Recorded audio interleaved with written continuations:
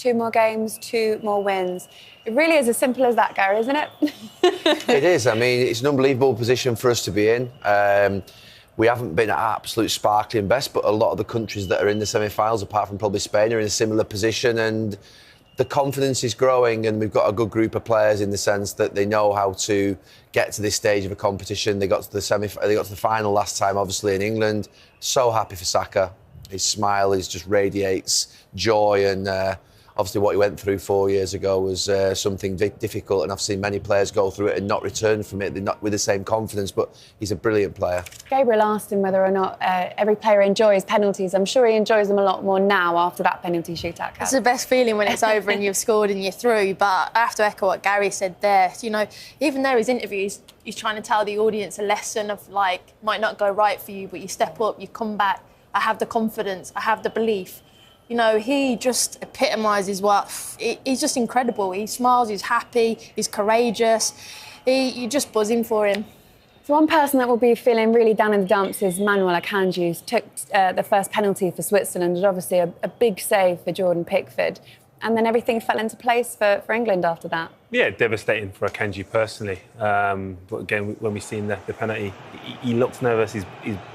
His frame of his body, his narrow run-up, he's telegraphed where he's taking it. But a great save, you're going to see in some of the images there. Jordan Pickford's obviously aware of where each player goes and the strategy he should take.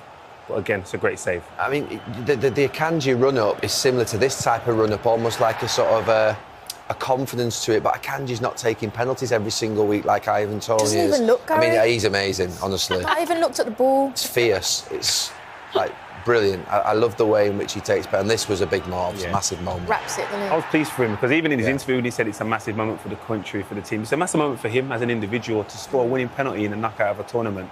So pleased for him. He's had a tough England career, just generally, you know, just trying to establish himself in the position that obviously he plays for his club, trying to then establish himself as a midfield player. And he may have thought that he might not have got many more minutes at all in this tournament. So for him to be in this position tonight is a brilliant moment for him. They did it all without Harry Kane as well. And there's something in that too because of the reliance on Harry Kane and the reluctance as well, I think, for him to be subbed off. But Gareth Southgate eventually did make some brave decisions tonight. Well, when you go a goal down, he immediately responded, brought 3 subs on, and then that gave us the impetus. And I actually thought we would have won it in 90 minutes. We got the goal back. I thought we could have gone on, but we kind of went back to England, retreated back, and we were a bit like frustrated with that. We had them on the ropes, go for it.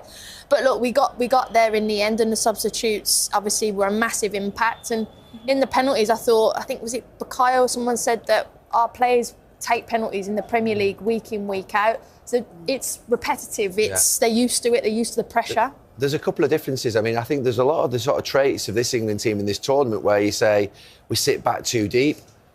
Why do we do that? And then obviously when we actually concede a goal, we then go for it. And then as soon as we score a goal, we sit back again deep. That's what we used to do. But the big difference is that this team are getting over the line. The better penalty takers, the better prepared. They've got a strategy that you can see, not just actually the penalty takers, but the goalkeeper. And like you say, all that matters at this stage in the competition is getting over the line. I wish they were playing better because I think they can. I thought today they were better balanced, though. They were a lot better in the shape. Penalties obviously take a fair bit of prep, and especially if you are Jordan Pickford.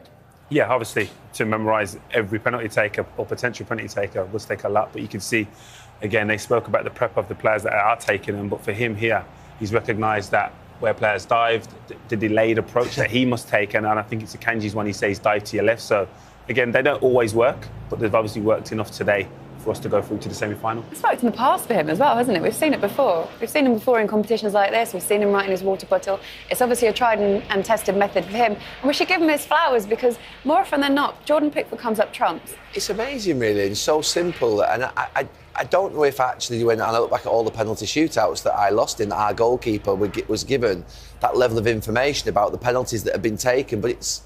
What, you know what I mean? It was something that's... There probably wasn't footage when you was playing. 1943.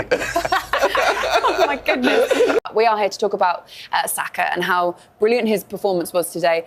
Playing in the right wing-back position at the beginning of the game. I want your initial thoughts on when you saw him playing there, because it wasn't for everyone, but what did you make of his overall contribution? He was a huge threat. We thought he was going to play left wing-back to bring that balance on that left-hand side. It didn't happen. It was a surprise for us to see him on the right, but he had that side to himself. He really did dominate, and he was the biggest threat for England by a long way. And there you go, he's saying, stop talking, blah, blah, blah. But that's to us. To you. What did you think, Harry? He was a constant threat, sorry. He was so positive, driving at the defender, had him on toast all game. And again, he used the runs of the players going in between them. But when he faced 1v1, he was willing to go on the outside as well and use his weaker side. So, yeah, all-round positive performance from Bukayo. It was a real bright spark. He was creating so much, and sometimes there just weren't players on the end of it, Carrie. Yeah, sometimes I think because this one I liked because Declan Rice goes and takes a player away, and it's probably the first time in the game where Bukayo was 1v1 and had the space when he come inside to do this, just that extra yard to get the shot off. And that was the moment then that was the catalyst that got us back into the game. Cheeky smile from him, and it was like, right, here we go, we step up and we go. And then this was his penalty, and we were all just so happy for him, so happy, as was his manager. It was almost a point where you didn't really doubt him, despite what's been in the past. You can almost read them sometimes, Gary. No, and I said, you think about all those lads that were stepping up, they were all under pressure to score the penalties, but all under pressure for different reasons. You know, Saka just generally because of what happened 4 years ago and the abuse that he took. But I don't know there are many players who transcend sort of club rivalry, but he's one of them. He's one of those players that I think he's just enjoyed by every fan from every club. You look at him and just think he's a joy. He's just got all that happiness and that spirit in his game. He's a fighter. He keeps going right to the end. He always wants the ball. Everything you'd want in a football player, as it's meant to be as a kid. Yeah. The next question is, will there be any changes for the Netherlands, do you think? One. I've got to do it again. I mean, we were chatting off air then because it was the first time he's actually changed shape. And was that because we needed it, or was it because we matched them? So will it be interesting to see what he does against the Netherlands, because they play with a back four. It's a little bit of a hybrid, isn't it? So will he match them, or will he keep it the same? So again, I don't care, Laura. We're through. We'll